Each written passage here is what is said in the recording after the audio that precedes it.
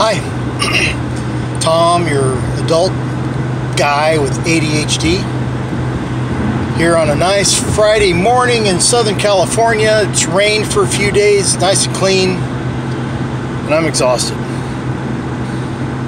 We're just about 6 weeks into tax season. I can't wait for it to be over.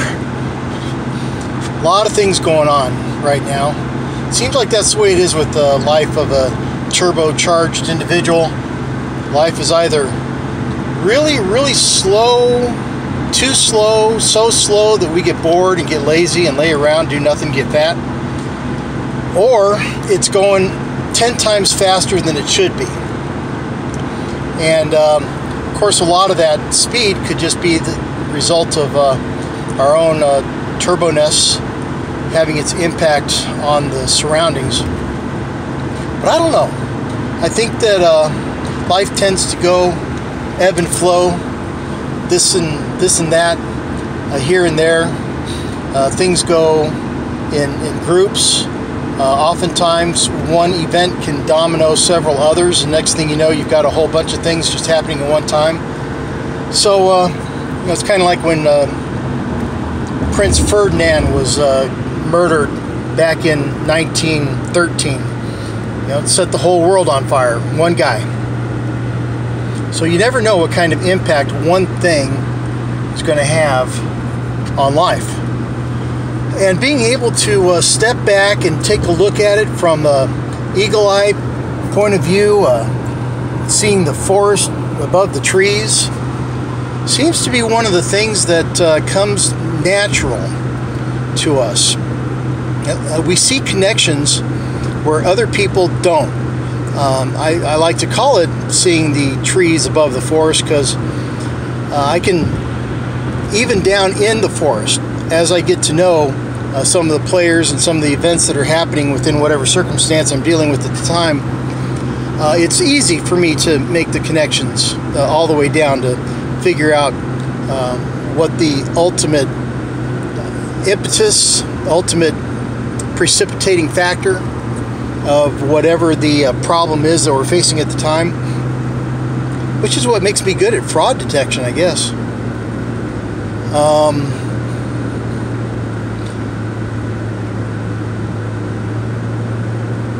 And I got to thinking about, pardon me,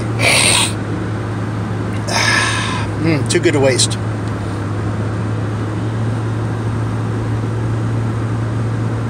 The fourth area of brain development that's different from neurotypicals in us turbocharged folks is the way that our subconscious takes control of our consciousness. It's what they call the default state. It's when we're relaxed, and everybody gets into a default state. It's that kind of that point. I liken it to that kind of zoning out land in between full wakefulness and being asleep. The teachers, when I was a kid, would call it daydreaming. I'd sit there and look out the window because the squirrels playing in the tree were more interesting than what the teacher was putting on the blackboard. And so to keep our attention, you got to have something interesting. But why is it that we get into that default state, that subconscious zone, quicker and easier and stay there? And now, remember, this is theory. This is Tom Furr theory. So Tom Furr's theories are usually wrong when it comes to everything except himself. And then he's always wrong. No. I can't help but think that our cerebrum, that thin layer of gray matter that surrounds our white matter, is where our consciousness rides. They've taken pictures of that using a magnetic resonance imaging in color, in real time. And if you ever see one of those videos, you'll see, and especially when they color the various frequencies, you'll see that the energy moves around on the surface of our brain. And for neurotypicals who have a 4mm layer thick of axons. All right, come on.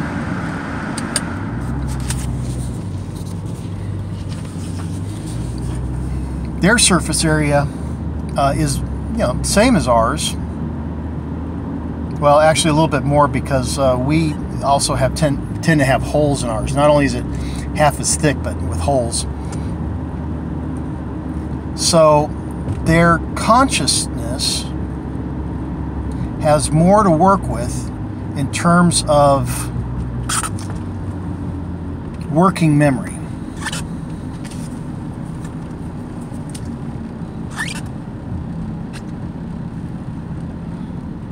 And working memory is compared to RAM in a computer.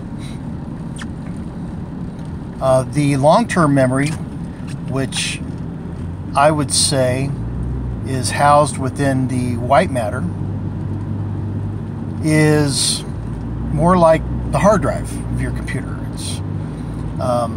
It's not going to be overwritten as quickly and as often and as easily as the RAM. So what does that mean then, that we don't have as much RAM but have plenty, in fact probably a little bit more and a little bit denser hard drive? Well, if the default state is that area between consciousness and subconsciousness, then where's the subconsciousness coming from? Subconscious by definition is not being affected by the environment, whereas the consciousness is.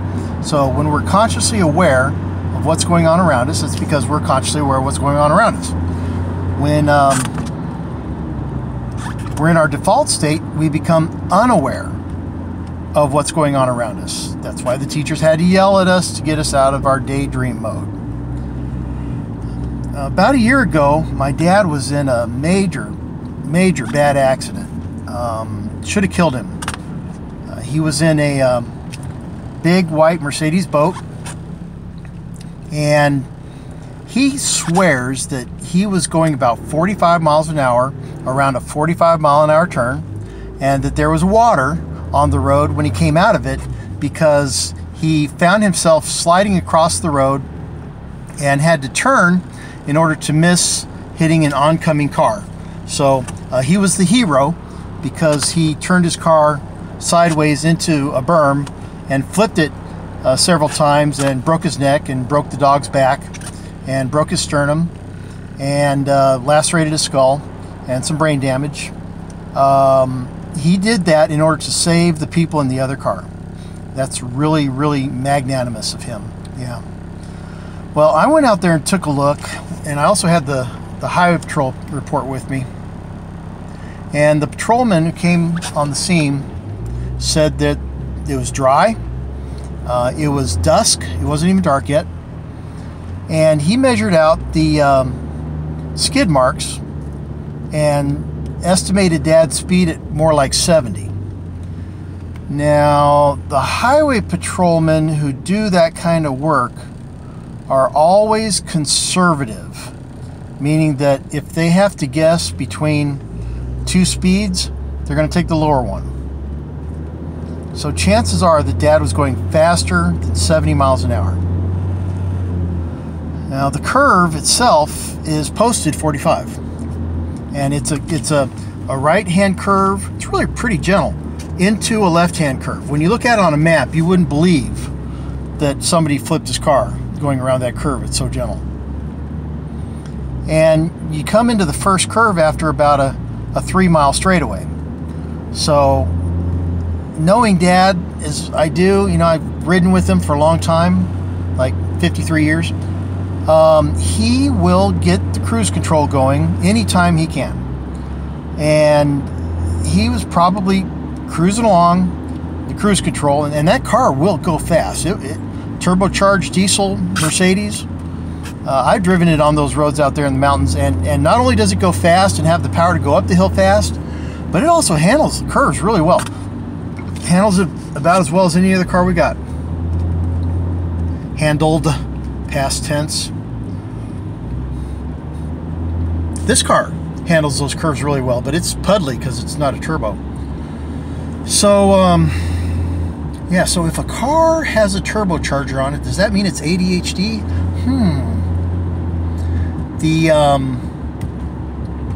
Most likely he was coming into that curve at about 75, 80 miles an hour with the cruise control on and didn't come out of his default state. Either didn't come out in time to put the brakes on, or maybe didn't come out at all. But he did manage to turn the car twice, so it was just late. It was late. And several years ago, he was in the Bonanza and decided to, okay, start that one over.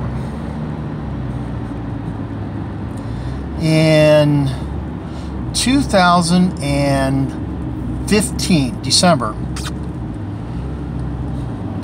Dad decided to fly out to Roswell and visit my sister. Now we have a Bonanza, had a Bonanza, and Dad drove out to Borrego, checked it out in the evening. Battery was dead, so he put it on the charger. And in the morning, got up, plane started right up, so he went ahead and flew over to Yuma to fill it up. Now, every pilot knows that you can almost always get away with one problem with an airplane. 2, you're pushing it. 3, you're dead. The Bonanza's parking brake had not worked forever. And it just needed it probably just needed to have a cable tightened up. I don't know. I never looked at it. Never had the chance. And so that's one thing that was wrong. That was the one thing. Another was the battery. The battery had died. Now, being out there in the desert, it's understandable that the battery dies. Batteries do not like the heat, and they go down, and they go down fast. So a questionable battery would have been number 2. And Dad's mental state. He's been slowly but surely starting to get worse and worse and worse when it comes to things like being able to get out of his default state. Things like not having a good cause and effect or reward system going on in his brain. It's like the dopamine's not even coming out at all now. And so he's become a really, really huge risk taker, as evidenced by what he did with the Bonanza. Because he got to Yuma, pulled up to the fuel island, and this is a Sunday, so everything's closed, but you can still get fuel and pay with your credit card. So he fills the plane up, gets back in, and it's dead. Battery will not start. Plane will not start. So he chocks it and hand props it. Hand propping is when you turn the engine over by grabbing the propeller and spinning it. Well, that's how they used to have to start the planes back in the old days. But nowadays, it's illegal. And it's illegal for a reason. Because when that prop takes off, you know, you got 6 cylinders of 200 horsepower engine in there, and it can kick that prop around and take your hand off or something else. So, you know, they want you to stay away from the prop at all times. So anyway, he hand props it, gets it running, and then all that I know is that he took the chocks off, climbed in the plane, it started rolling. As he was moving over into the pilot's seat, he hit the rudder pedal and turned the plane into a parking stanchion. Now on the surface, that sounds pretty reasonable, okay? But I'm wondering how many steps he skipped in the process. Because after charging all night, the plane had plenty of battery available to start a cold engine. And then it's about a 20-minute flight, maybe 30. So it had 30 minutes of 2,000 RPMs more to charge up that battery, and it doesn't take that long to charge up those batteries. You got a big alternator in that plane. In fact, it's got 2 alternators. Plenty of time to charge up the battery. And even if the battery was defective, given that it had charged up and held a charge all night, surely it would have held enough of a charge to last long enough to fill up the plane. I mean, max Dad would have been there would have been an hour. Okay. Now, if he was there for an hour and forgot a step, then it would make more sense. Well, what step did he forget, you might ask? And how could he forget such an obvious step? Well, all of the electrical system in an airplane is on a master switch. And you're supposed to turn that master switch off before you shut the plane down. And it's all on the checklist. I haven't seen Dad use a checklist in years. And recently, when he's using a checklist, he skips stuff. Oh, we don't have to check the sump of the wings of the wing tanks. Well, we did that a couple days ago. The water doesn't condense that fast in the air around here. Don't worry about it. You're just wasting gas. Okay? Those are in place for a reason. And that's because the moment that you skip one is the moment that will become problem number 3 in the airplane, and it'll kill you. So I think that there's more to it than him just not having a good battery in the plane and not having brakes. He skipped a step, didn't turn the radios off, so the radios ran the battery down. And then when he got it started, I wonder if he allowed it to idle before taking the chocks out. Because that engine will idle low, and the propeller is a constant speed propeller, so it will feather and not, it's like putting a car in neutral. It will fan out and won't produce any thrust. So for the plane to start rolling would have meant that he would have had the propeller full in, or at least partially in, and have a little bit of revs going on the engine. So given his mental state recently, I believe that he would have taken the risk of thinking that he was fast enough to take the chocks out, climb in the plane, and get over in the pilot's seat before it had started roll.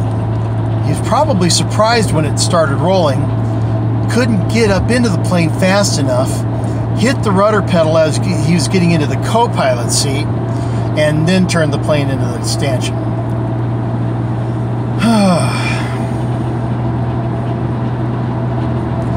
And now, even now, with regarding the car wreck, even though we've got the police report, even though I've given him videos of me driving it, even though he's gone out there and driven it himself, he still holds to his story that he was doing 45 miles an hour and the road was wet. And so I don't trust him. How can I trust a man who will lie about something in the face of evidence, even when it won't hurt him? had no impact on him. The wreck was already done. The highway patrol put him at fault. They didn't cite him, but they put him at fault. Avemco put him at fault for the Bonanza. And this is just two things that are indicative of how his brain is starting to be affected by some sort of disease, whether it's Alzheimer's, dementia, whatever. And funny how by watching his behavior and knowing the various parts of his brain that are already affected by the ADHD,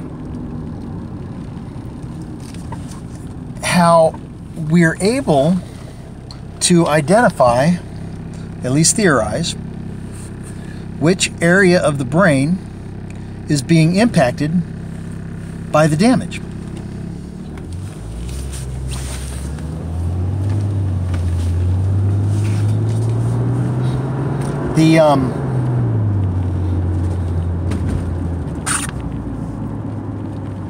Another thing that he's doing is he's losing sense of himself in the timeline.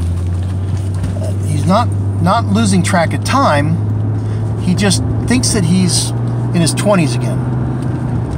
He had been doing just fine and being reasonably safe, but every now and then he thinks he's young and can handle anything. That's the temporal lobe. And the basal ganglia feed into the temporal lobe. With ADHD, it skips the frontal cortex in both directions. The executive.